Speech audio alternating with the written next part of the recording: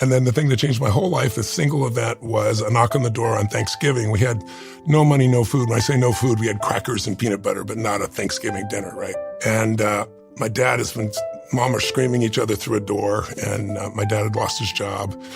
You get the knock on the door, and I go open the door, and there's this tall guy standing there with 2 bags of groceries, one in each hand, and at his feet, he had an uncooked frozen turkey in a pan, And he said, "Is your father here?" And I was like, "Just one moment," And I was like, it was Christmas morning, and so I go to my dad, and I go, "Hey, Dad, there's someone at the door for you." And he goes, "Who is it?" And I said, "I don't know, it's for you." He goes, "Well, you answer." I said, "I already did, it's for you." So he goes over there, and I'm waiting like with such excitement for him to open the door, and he saw this man, and he was not happy. He looked at this man before the guy said a word, and he said, "We don't take charity."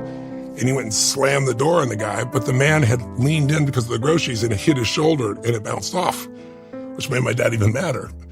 And they said, sir, he said, "Somebody knows you're having a tough time. Everyone has tough times. They want you to have this food for your family for Thanksgiving." He goes, "I'm just the delivery guy."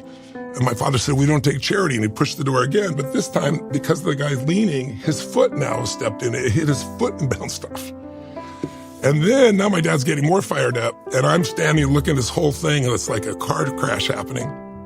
And the guy said something to my dad. I thought my dad was going to punch him in the face. He didn't say it meanly. He said, "Sir," he said, he saw me, he said, "Don't make your family, suffer because of your ego." And I can still see it like yesterday. My dad's veins on both sides of his neck were just pumping, and he was red as can be. And then he just dropped his shoulders. He took the groceries. He slammed it on the table, and he slammed the door, and he never even said thank you.